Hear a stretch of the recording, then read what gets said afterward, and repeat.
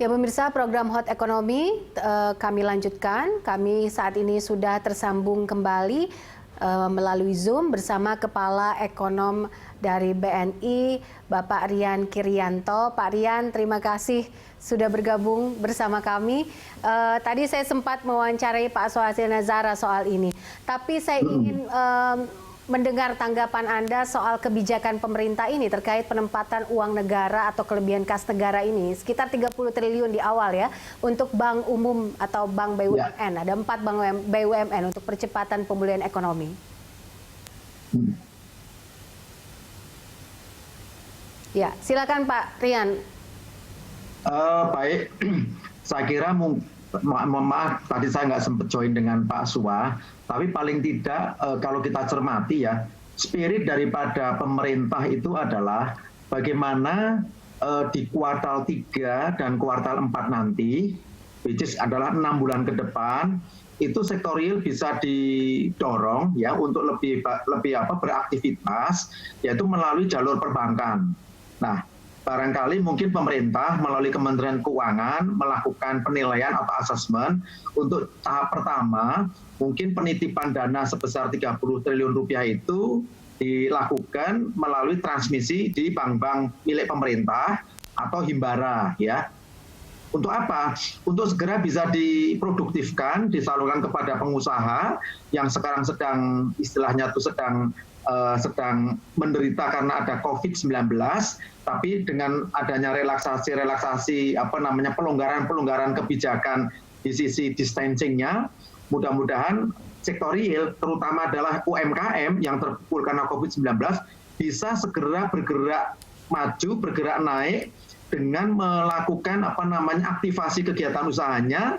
Kemudian bagi mereka yang membutuhkan working capital loan atau kredit modal kerja bisa diberikan oleh bank-bank yang baru saja mendapatkan penempatan dana dari pemerintah. Jadi spiritnya itu. Makanya kenapa saya bilang paling tidak ini dalam jangka untuk mencegah kuartal 3 dan kuartal 4. Karena kalau kita cermati dari aturannya, durasi atau jangka waktu dari placement ekses likuiditas pemerintah yang di bank-bank BUMN ini lama jangka waktunya 6 bulan. Jadi persis estimasi kita bahwa mungkin mudah-mudahan dalam 6 bulan ke depan jangan sampai PDB kita atau pertumbuhan ekonomi kita sampai jatuh minus. Karena kalau kita sampai jatuh minus di kuartal 3 nanti, maka technicality ekonomi Indonesia mengalami periode resesi. Nah, ini yang coba dihindarkan gitu. Ya, seberapa besar bahwa ini akan membantu likuiditas perbankan, Pak Rian? Otomatis ya. Jadi begini, teori secara banking practices ya, ketika sebuah bank itu menyalurkan pinjaman ya, maka otomatis tingkat likuiditas bank ini akan menegang atau menguat ya atau naik.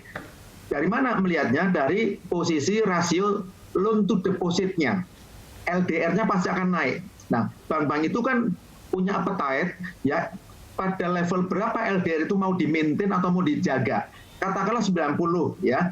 Oleh karena itu, ketika bank-bank ini mencoba untuk ekspansi menyalurkan kredit, maka dia harus ada tambahan DPK ya, dana pihak ketiga, atau dana baru entah dari mana, bisa dari publik, dari masyarakat, atau yang kali ini dari pemerintah. Nah, dengan demikian manajemen likuiditi di bank itu dapat dijaga dengan baik. Dengan demikian tingkat healthiness atau kesehatan dari bank itu untuk dia bisa berfungsi sebagai intermediasi itu bisa bekerja dengan baik dan optimal. Itu spirit yang memang dikendaki oleh pemerintah, dan kami dari perbankan melihatnya memang itu solusi yang nature-nya itu adalah win-win ya, everybody happy. Oke. Kalau bicara soal everybody happy kan artinya penempatan uang negara ini kan diberikan tidak diberikan secara cuma-cuma begitu ya, karena kan sifatnya seperti misalnya pemerintah tadi kata Pak Suhasin taruh deposito tapi harus ada bisa dikembangkan lagi karena pemerintah juga mewajibkan bahwa bank mitra ini bisa melakukan leverage dana yang didapat menjadi misalnya minimal 3 kali lipat dalam 3 bulan. Nah, ini bagaimana Anda melihat ini Pak Rian? Makanya begitu bank-bank pemerintah itu memperoleh tambahan likuiditas, akumulasinya senilai 30 triliun, maka bank-bank ini secara individual harus segera melakukan semacam remapping atau pemetaan ulang kemana kira-kira penyaluran kredit ini akan ditujukan, ya.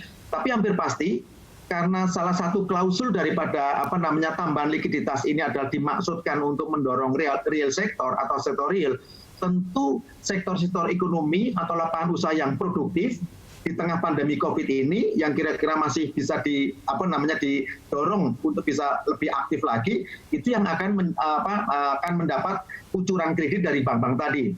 Misalnya sektor makanan dan minuman, saya kira ini sektor yang atraktif, kendati kita masih dihadapkan pada pandemi. Kemudian yang kedua, sektor yang terkait dengan ini kebutuhan pokok masyarakat, itu juga masih bisa kita biayai.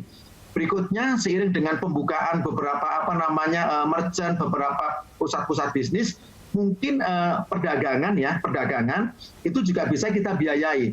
Perdagangan yang terutama terkait dengan kebutuhan basic need daripada publik, atau kategori besarnya itu adalah consumer goods, ya, consumer goods yang itu bisa kita biayai.